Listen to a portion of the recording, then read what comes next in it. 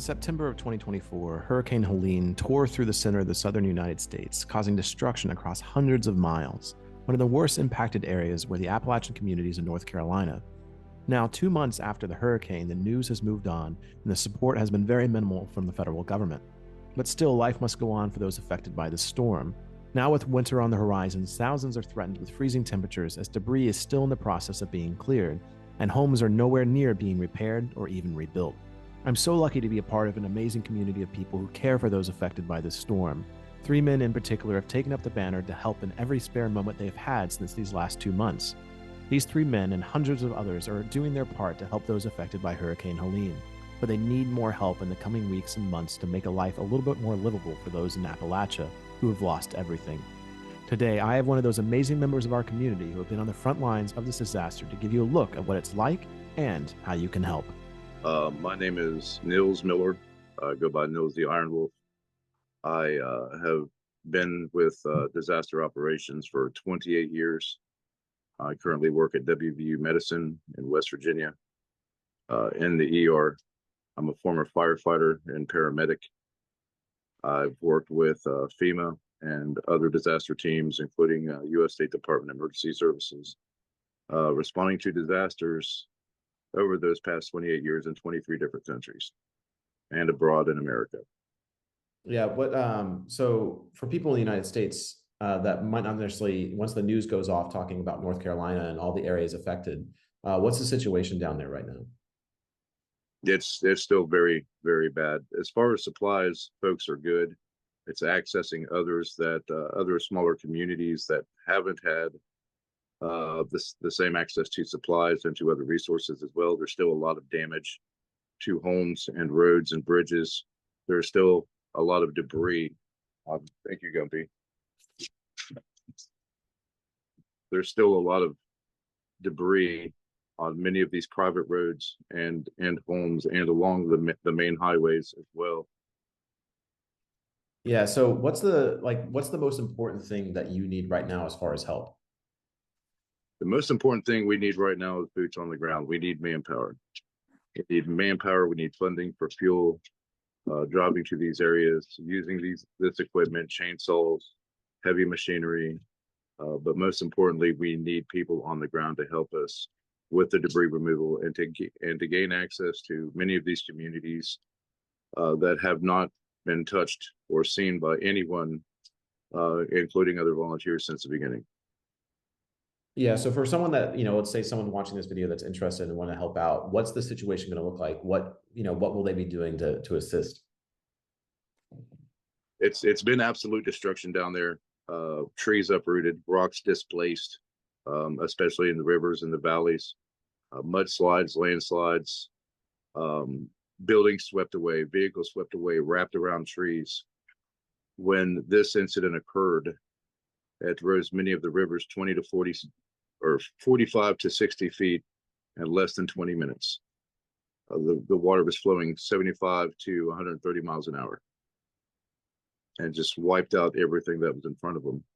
So you will see a lot of debris piles. You will see a lot of damaged vehicles. Gumpy. No, I think that's a good look. So yeah, there's a lot of debris piles, a lot of houses completely swept away down the rivers. The debris that remains of those homes are scattered for miles down rivers, and the absolute smell from everything that's involved, from septic systems to chemicals and of course vehicles being in the water as well, and from deceased folks. Yeah, I mean, obviously the situation is very hard, but it seems like, the community that's coming together down there is really, pulling together to make this, the situation the best it can. The stories I'm hearing from you or Caleb and Heath about the community just supporting one another. It seems like, some miracles are happening still. Yes, this is a 100% grassroots effort by many communities and organizations in Western North Carolina and outside of Western North Carolina. Everyone is communicating with each other from all of these different organizations, from local to major national organizations. Yeah. So as far as accommodations and stuff, like if people are coming down there, what should they bring? What should they expect? You know, because I know you've mentioned that you have like a camp that you've been using. So what level of preparedness do people need to bring with them if they're coming to volunteer? So the extra resources that the camps have in the area, they are sharing to other organizations to open up camps in affected areas that have not been touched yet.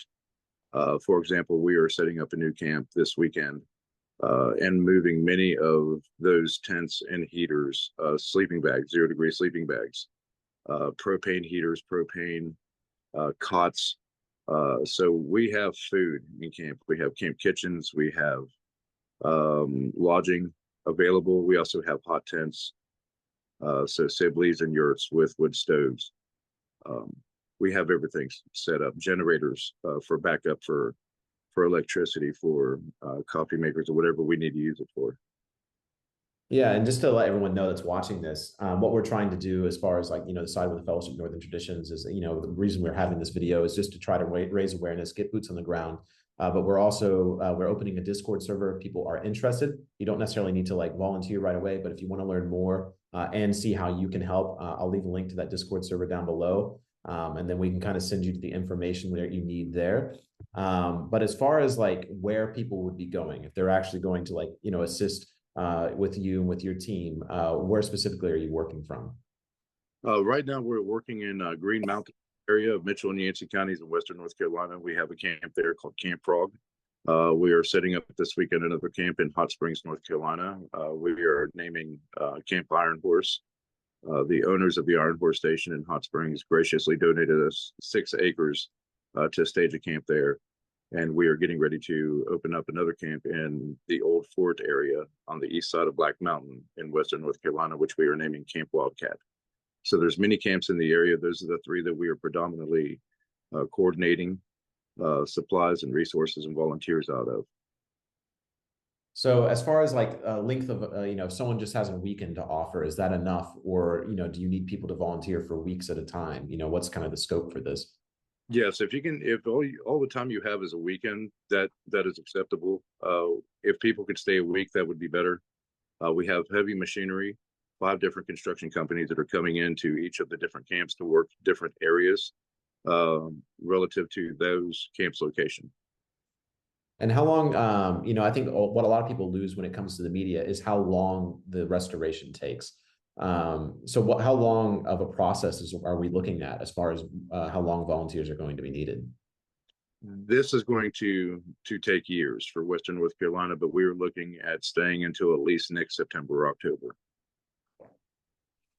Yeah, so you know, this is definitely something that, you know, not just this, you know, the scope of this video, but we hope that if anyone's watching this at any point, it's never too late to volunteer. As long as it's within the next year, please still, you know, let us know if you have interest. I know I'm going to leave all the links down below as far as, you know, PayPal for donations, email links, the Discord. So no matter when you're watching this video, please make sure you're looking to help. And we'll try to keep updates going. If I'm able to go down, I know I'll definitely be making a video. But if say someone can't volunteer, like it's not within their physical, you know, limitations, what can they do to help? What physical items do you need donated, you know, or can they just donate money to the cause?